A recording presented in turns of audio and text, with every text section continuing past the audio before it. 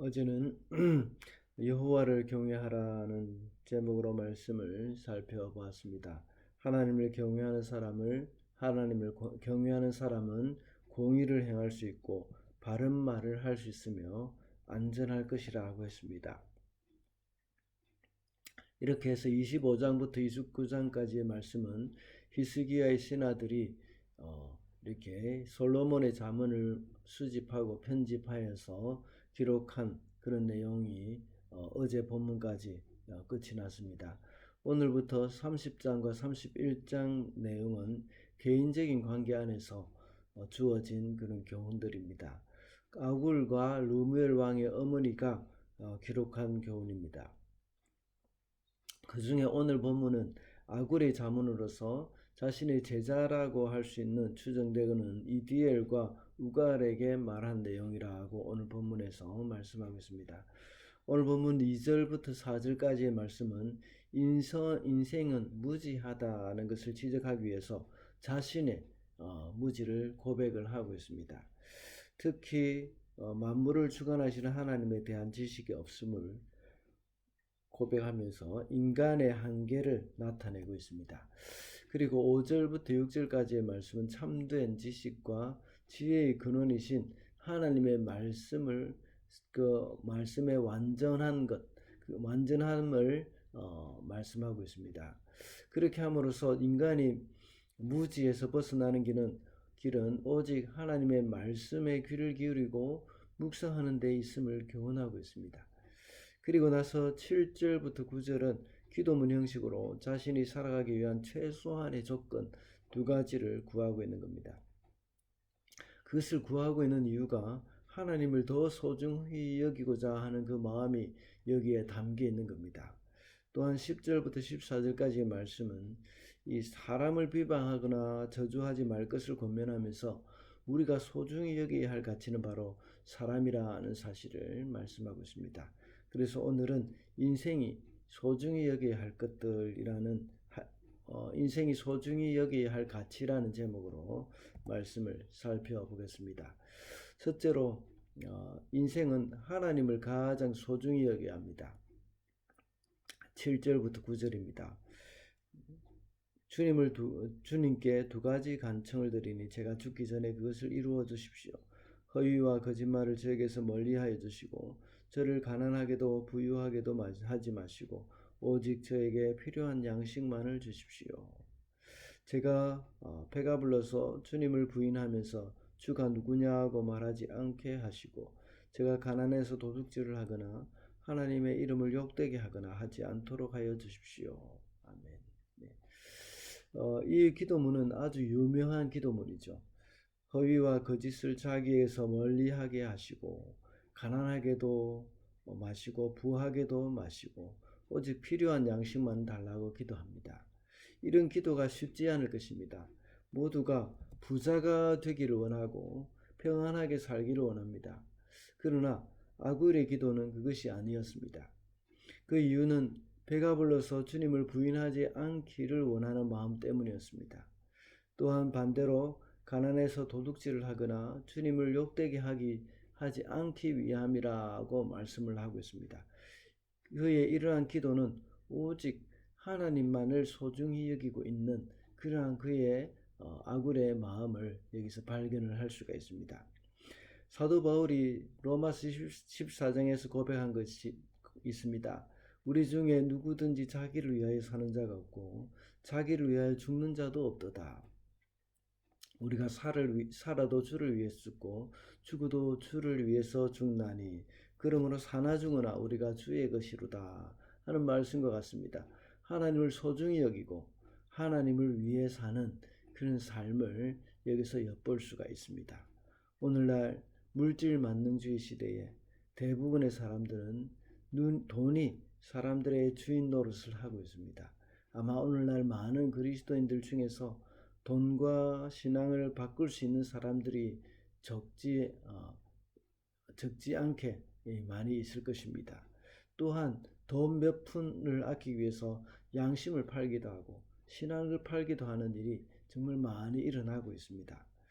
오늘 본문에서는 부와 가난을 말하면서 금전적인 부분으로만 언급을 하고 있습니다.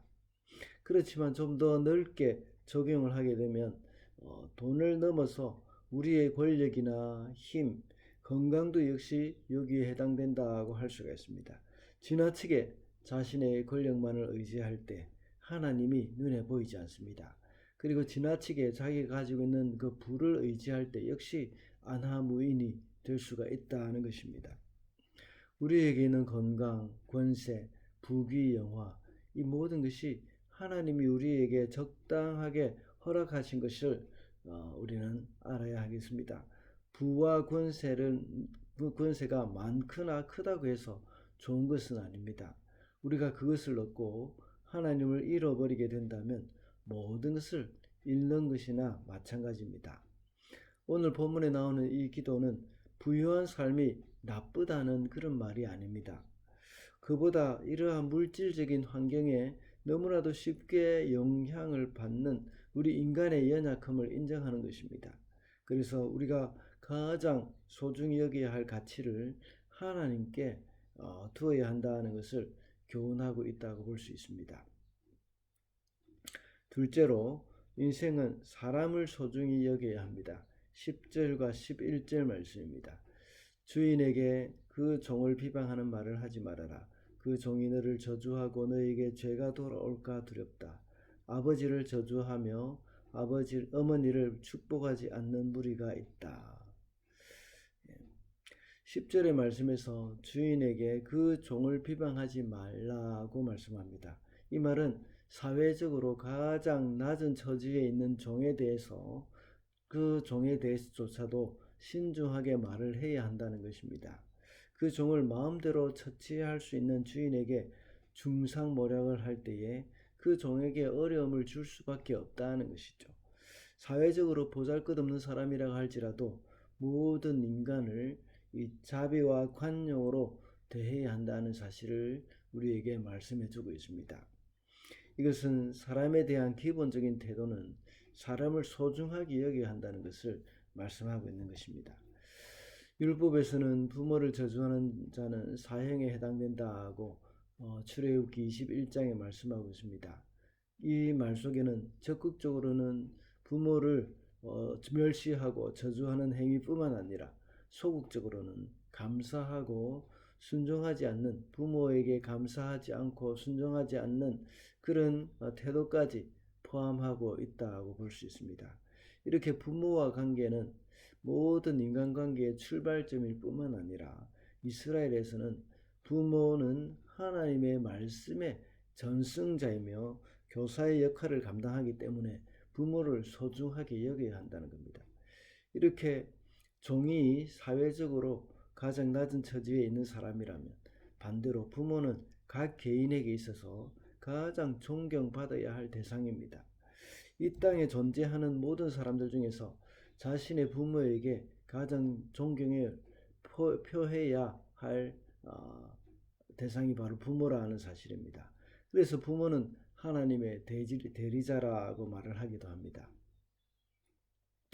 이렇게 하여서 아래로는 지극히 낮은 신분으로부터 시작해서 위로는 부모에 이르기까지 사람을 소중히 여겨야 한다는 것을 말씀하고 있습니다. 오늘날에는 높은 신분이나 낮은 신분에 대해서 그리 큰 구별이 없습니다. 그러나 우리는 알게 모르게 사람의 가치를 매길 때가 많이 있습니다. 그 사람의 지위, 고하를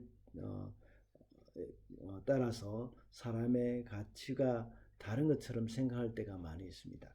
그러나 하나님의 사람들로 하여금 하나님은 우리 사람들로 하여금 지극히 보잘것없이 여김을 받는 종에게조차 이 관심을 가지시는 그런 분이십니다.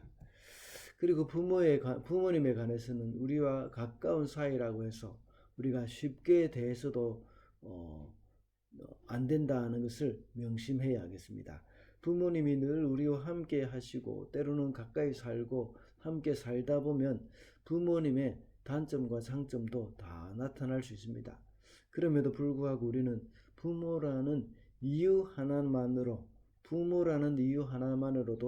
존경하고 또 존중해야 한다는 사실, 우리는 기억해야겠습니다. 그러므로 우리 인생은 위로는 부모님, 아래로는 남의 집 종이라도 소중히 여겨야 한다고 우리가 한다는 사실을 잊지 말아야겠습니다. 말씀을 맺겠습니다. 오늘은 인생의 소중한 가치라는 제목으로 말씀을 살펴봤습니다. 우리 인생은 하나님을 가장 소중히 여겨야 하고 사람을 소중히 여겨야 함을 잊어서는 안 되겠습니다. 오늘도 우리 인생의 소중한 가치를 붙들고 살아가는 저와 여러분이 되시기를 바랍니다.